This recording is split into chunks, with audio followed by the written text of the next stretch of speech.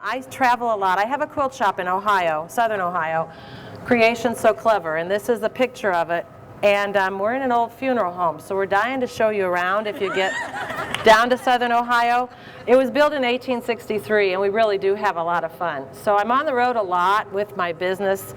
I write with AQS, and I'm also a designer and a consultant and a speaker and a demonstrator for Creative Grids Rulers.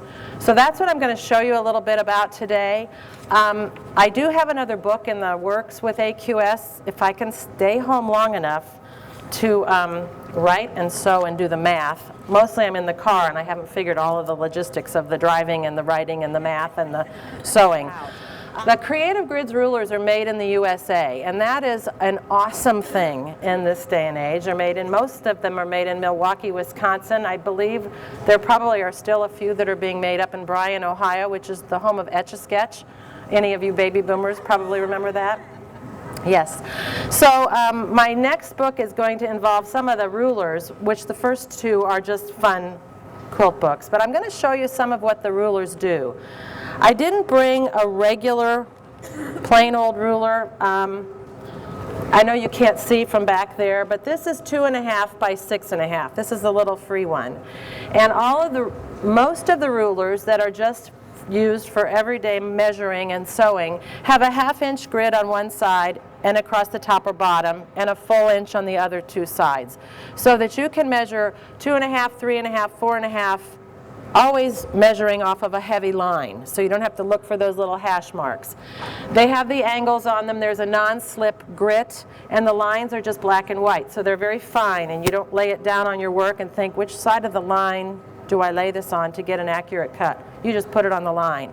And for those of you who are like myself, well into the trifocal era of your life, or for the beginners, we've just come out with what we're calling the basic range. And right now we have, I believe, 6 sizes of these, but I'll bet from back in the back you can mostly still see the sizes of the numbers. So the numbers are bigger on these.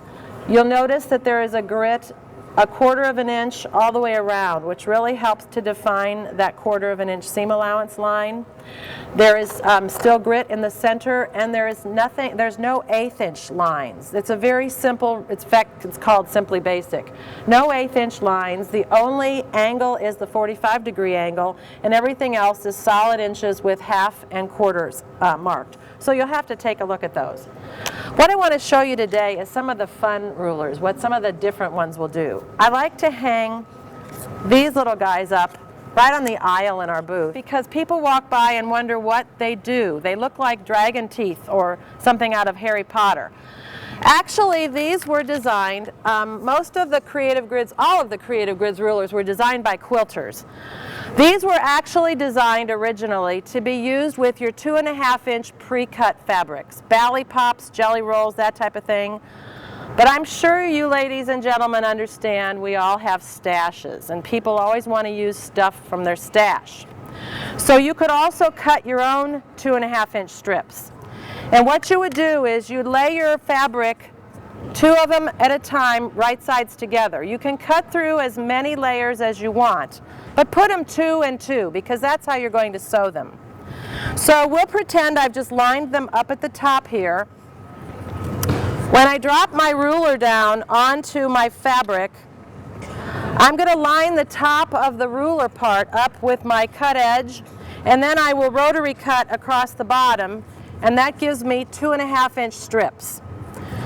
After that, I simply drop the ruler down, and I can rotary cut up and down the little hills and valleys of the ruler. The little knuckle down at the bottom allows you to get your rotary cutter all the way off of your fabric. And what you notice is you're getting the same shape cut whether it's under the acrylic or out in the open. So there isn't any waste, and you don't have to twist and turn anything. The rulers, because we're all visual, show a picture of the shape that we're actually cutting, and everything up here is non-slip, all this grit. So the original thinking with these was, gee, this would be fun to do some other shape besides squares and rectangles with these 2.5 inch strips. Then they got in the hands of the quilters, and lots of other things were discovered. The first thing we discovered was many of us have stashes where we have lovely fabrics that we can't even cut a 2.5-inch strip out of because our stash doesn't have wide enough strips. But usually we could get 1.5.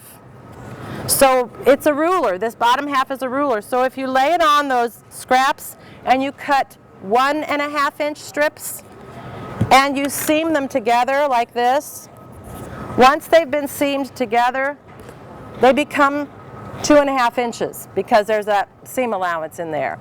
Then when you cut those same shapes, you see something a lot more interesting develop because it looks like you've done some really unique, intricate piecing when you didn't. So this is combined with a solid non-pieced with the two small ones. This is the quarter square triangle, which is a 90-degree. This one here. But again, you're doing the same thing. You're cutting your 2.5-inch strips. You're cutting your shapes. You're sewing your quarter square triangle here, 2 of those strips together. And then when you cut them out, you pick the stitches out of the top of that triangle. You have little bias square pieces. And here is what you get if you sew your 2 1.5-inch strips together.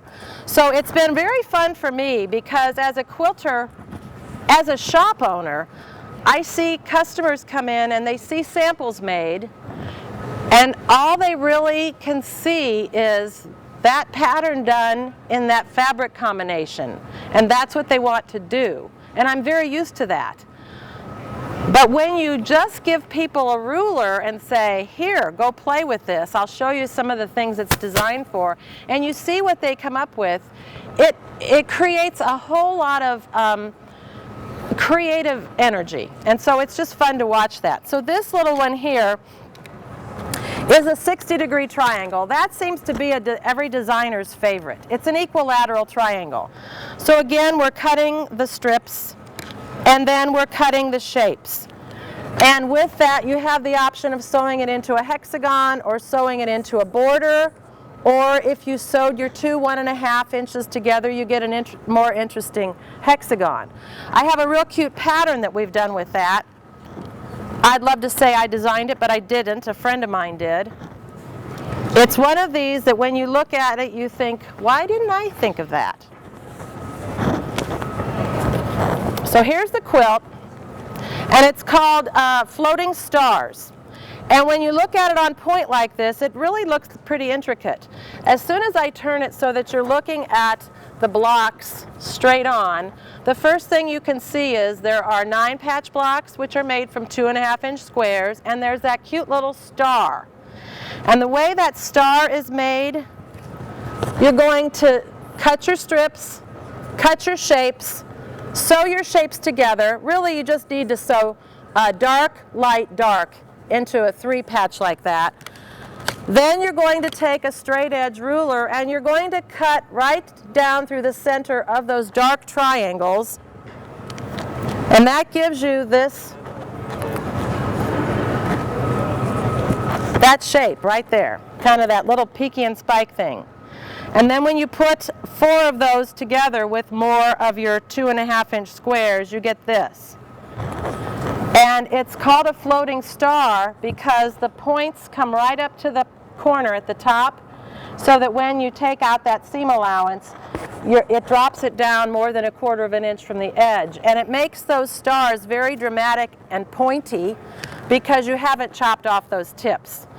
And it is a very fast project to do, even though it looks like it's very intricate. So after we got done, there's one more short shape, 2.5-inch shape, which is the trapezoid. This little guy right here. This is the only one where it's really necessary that you put your fabrics as you cut them right sides or wrong sides together, because you've got mirror images of the shapes as you put them together. And this is where I really get excited, because the first simple single strip rulers were fun to play with, but these really, really are fun to play with. Here again, it's the same shape that we showed before, the 60-degree, And again, you're cutting your 2.5-inch strips because these, again, originally were designed so that you could use up your 2.5-inch pre-cuts or cut your scraps. Now, after you cut your strips, you sew those strips together. And then you use your ruler and you cut those apart. And you can see along the center of the acrylic there is a reference line to help you keep this straight on your fabric. Or you can go to YouTube and type in creative grids and the whole list of them comes out. And they're not homemade. They're done by the marketing department at Checker. So it's a good way in the middle of the night when you can't remember why you bought that ruler to sit down and watch it all over again. And if you go to the Checker Distributors website, you might have picked up a dozen notions here at the show because we can all sell you stuff. And it's wonderful. And then you go home and you totally don't remember what it was that item did. Checker Distributors is the largest distributor in our industry. They have over 80,000 products, and just about every one of them has a demo video. So you can find the item and watch the demo video because it's all about education. So now we've cut it, we've cut our shapes, and again, now you're noticing that tip alternating. You get a much more interesting hexagon. Remember I was talking about how sometimes we don't have 2.5-inch strips of scraps? Okay, this was 2 1.5 inches that were seamed together, sewn to a 2.5. It looks a lot more interesting. These are all 1.5. This little pieced diamond is, they were tubed together. This was sewn right sides together with another one, and then when you cut those shapes and picked out the tip of the diamond and opened, or triangle and opened it, you got that pieced diamond. Now, I'm going to show you something from a book that I did not write, but I love to teach from, and I'm sure some of you will recognize it because there are quilts in the show that are made with this book. It's called The One Block Wonder by Maxine Rosenthal. It is a very fun book, and I teach this quilt a lot. And here is, sorry about that, here is one of them made up. We could probably just flip it here, Claudine. You can see that everything is made from one fabric, and it's fussy cut like a kaleidoscope and put back together like a grandmother's flower garden. The book is wonderful. She shows you how to straight piece and all of that kind of thing. What I discover is when I teach the class, there's always someone who wants to make it king size. How much fabric do I need for king size? Well, you buy the bolt, and then let's talk, because you're going to need a lot more, because there's lots of seams. And then there are those who, this just makes them plain nuts, because it's too busy. And you sort of lose all of your hexagon identities. And sometimes the fabric is just too pretty to squish it all together. So what I like to do is, for those who want them bigger or those who want them to stand on their own, this is the identical fabric, but I put it together a little differently. And I use this ruler, which is not what it was designed for. A quick tutorial on how to do this. It has 6 shapes to the hexagon. You need 6 repeats of the fabric. If you've done wallpaper, you probably know where I'm going with this. I recommend, after you get your 6 repeats, which is about 4 1/4 yards, that you cut it on the fold. So you're just working with 22 inches. And just as if you were doing wallpaper, you see where the fabric pattern starts to repeat itself, and cut it. Pick that piece up, scooch it down till it disappears, and cut it. Do that until you have 6 layers. Now, I used this ruler, and it says right on it, you're using 4.5-inch strips, because those 2 2.5-inch strips, when they're sewn together, become 4.5 inches. So I had my stack of fabric 6 layers deep, all matched up, and I cut 4.5-inch strips, all the same all the way through. Then I just took this little ruler and I dropped it down on my strips and cut. And when I pick up my set of triangles, the beauty of the 60-degree is it's equilateral, which means all the triangle points are the same angle. So I could sew them into their hexagon shapes, but I have the opportunity of turning each angle inside and watching the kaleidoscope effect as it changes. And it just about makes you hyperventilate. It's a mystery quilt, even though you pick the fabric and you know what the pattern is, because you don't know what you're going to get. You just want the same triangle corner of each piece in the center. And what I end up with then is I put together all my hexagons just like this. I don't know what I'm getting too close to, but something. Now what I wanted to do was grow this up so that it was bigger, and I wanted to identify my hexagons all by themselves. So I got black fabric because I had a lot of black background, and I cut it into 4.5-inch strips. You don't even have to remember this. Then I laid this down and I cut out my triangles. And I sewed one. You can see I love this ruler. I've broken it. I sew one of my triangles like this here, and I sew the other one like this here, and then I would just sew a straight line here. So there's no angled piecing, no inside angles. And I'm going to do that until I get a whole row. You can see it right at the bottom here.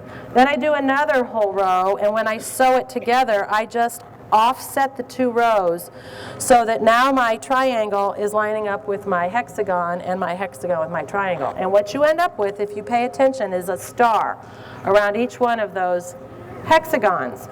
And depending on what your fabric choices are, darks and lights and brights and, you know, quiet fabrics, you really see the star sometimes, and sometimes you just really see the hexagon. But thanks, Claudine.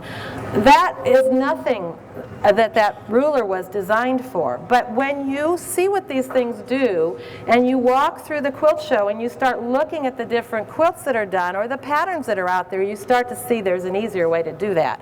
And these are non-slip and they don't waste anything. So it really makes it super easy. So this is just, this one I want to show you because there's a book out called Strip Smart Quilts.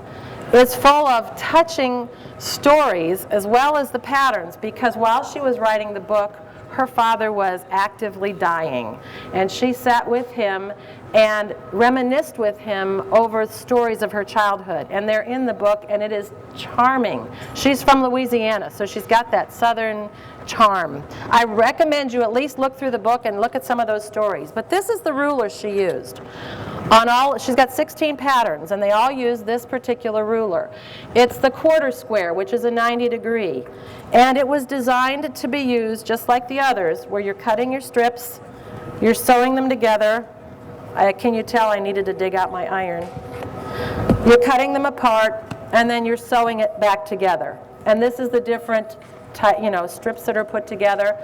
So it's the same idea, but she takes it another step farther. So take a peek at that book. It's awesome. What's her first name? You said her name is Kathy Brown. Kathy Brown, and she is delightful. This is another double strip, and it's with a 45 half-square triangle shape. And this was a kaleidoscope. And with this ruler, which is, again, it's designed for strips, all of this acrylic starts to blend into the table after a while. This is the shape, and it takes 8 of these to make the block. And you could also do that kaleidoscope technique, stacked up fabrics, with this. But instead of having 6 repeats, you would need 8 repeats. And then you'll notice that there are triangles that finish off that block when you're done. Those are taken from 2 3.5-inch squares. And that measurement is on the ruler. So you can use the ruler to do the entire square. And again, there are YouTube videos, so you can see all over again how to do it. Before I get to those, I want to show another one. One of the things Creative Grids tries very hard to do is support its product with information, which is what you get on the demo videos, and patterns. A lot of these rulers originate in the UK, and they come to us with the blessings of the UK quilter who designed it, but nothing else. So we get these rulers and we think, what do we do with this? And we're able to write the directions, but then, it's a guessing game after that. So this one is called the Storm at Sea ruler. I have stayed as far away from this as possible because it looks like it's got to have a workbook or something to use with it. All those lines and all those mountains and hills. Well, I teach all over the place, and one of the groups that I teach regularly is in a little town called Ajo, Arizona, which is 40 miles north of Mexico in the extreme southwest Arizona. They're delightful. They come from all over the country, so they have all different skill levels. And they said to me, we want you to teach how to make the storm at sea with the Creative Grids ruler. And I thought, oh, crap. Okay. You know what? I love it. This took me from the moment I thought I really have to do this and I'm going to go get the fabric until I put the binding on it, it was 2 days. And I was doing laundry and cooking too. So it goes together very, very easy. You're welcome to take a picture, and there is a pattern coming out. The pattern should be out as soon as I'm home long enough to actually finish the math, but it'll be sized from this lap size up to a queen size bed. So as you see some of these random weird looking rulers, there are patterns and books and things coming out with them. The last one I'm going to talk about is some rulers that I've got out that are new, and they are called 5-square charm templates. And what these were designed for, it's sort of like the 2.5-inch strips. Everybody collects them and nobody wants to use them, and then when they do want to use them, they don't know what to do with them. So there's a series of 6 different shapes. Each one of them makes its own block. Each one comes with a free pattern for a table runner, basically, to get your hands on it and try it and actually make something. So this is a snowball, and this is the whirligig, and this is the diamond in a square, I think, or square on point. We can't say square in a square because that's trademark, but you guys know what it is. This is the hatchet block, and this one is a 1/2 square and a 1/4 square. And the thing that's unique about these is, well, they're Creative Grids. That's pretty unique. You'll notice here's one of them to show you what it looks like. There is a grit, 1/4 inch all the way around, and that does 2 things. First of all, that identifies approximately where your seam will be. So if you're trying to get a fussy cut type of a thing on your piece, you can position it properly. It also really holds if you're cutting small pieces. Nothing scooches when you're rotary cutting around it. And then there's a picture of what you're cutting, because we don't want to really read the instructions. We would really like to just look at the picture and do it. And then there is a secondary shape that's either drawn on here or written on here. This one tells you to cut a 3.5-inch square and then cut it in half. And then there's a centering piece, because perhaps you want to fussy cut it, or you want to cut it from a 4-patch, or you want to cut it from a strip or a pieced block. So this allows you to place it accurately every time you cut it.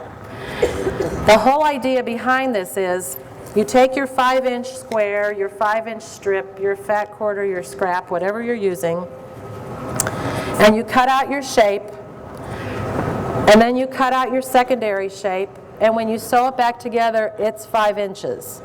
So all of these pieces mix and match with all of the pieces or with your uncut charm squares. And each of the patterns was written using pre-cut charm squares, and you know how they have those ravelly edges and they make you crazy. It does still work because I had to do it. So we've got all of these different shapes. I couldn't take my booth apart as much as I hoped to come up here, but we are just 2 aisles over on the corner, 1005, and there is a quilt hanging in there that's a block-a-month quilt that's done with these templates. And when you come, take a look at the instructions, because what I've done is, we don't want to read, we want to look. So each of the blocks is really just a picture, color picture, with the block exploded into its units. So all you have to do is look at how many of the pieces that you're supposed to cut, and then you put each shape back together, and you just see how you put it back together.